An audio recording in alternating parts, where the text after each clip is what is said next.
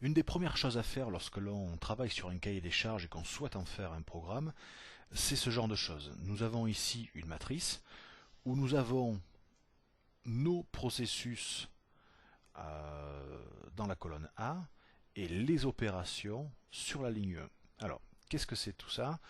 On pourrait imaginer que le processus 1, ce soit le processus de mon entreprise de vente, d'achat, d'inscription, peu importe, un processus.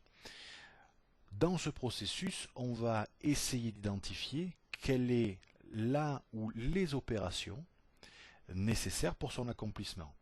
Nous avons décrété de manière arbitraire que notre processus 1 était réalisé exclusivement à l'aide de l'opération 1. Nous avons également identifié dans le cahier des charges un deuxième processus, le processus 2, et on s'est aperçu que ce processus 2 s'appuyait sur l'opération 1, mais également sur l'opération 2. Nous avons du coup une analyse horizontale qui nous exprime le workflow, et nous avons une analyse verticale qui nous expose le métier d'un objet. Nos classes de travail, ce seront nos opérations élémentaires.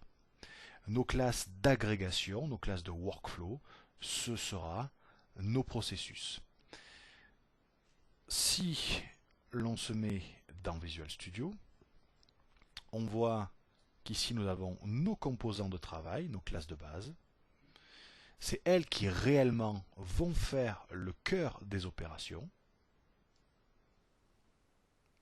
Voilà, la classe opération 1 propose la méthode calcul 1, la classe opération 2 propose la méthode calcul 2.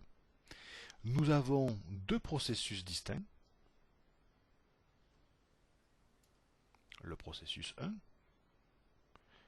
également le processus 2.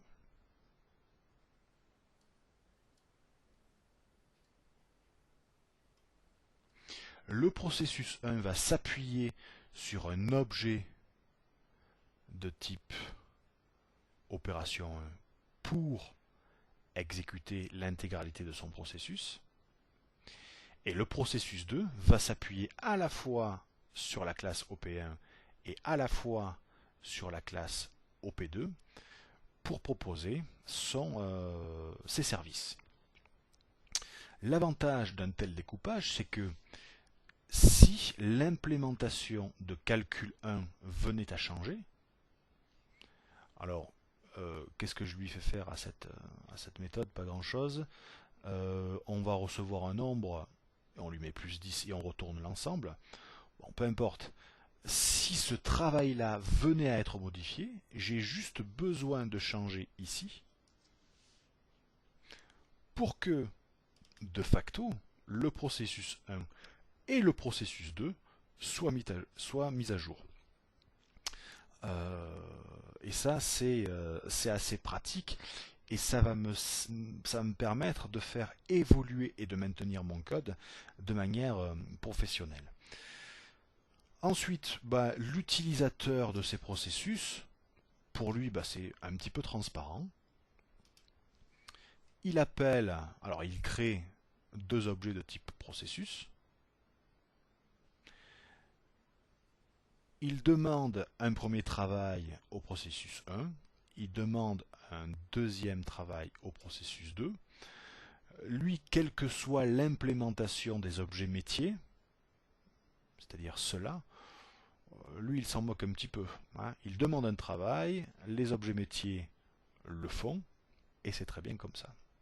Il n'a aucune idée du détail d'implémentation qu'on peut avoir dans la méthode calcul 1 ou la méthode calcul 2. On va exécuter ceci. On a donc notre résultat. Si demain, encore une fois, l'implémentation venait à être modifiée,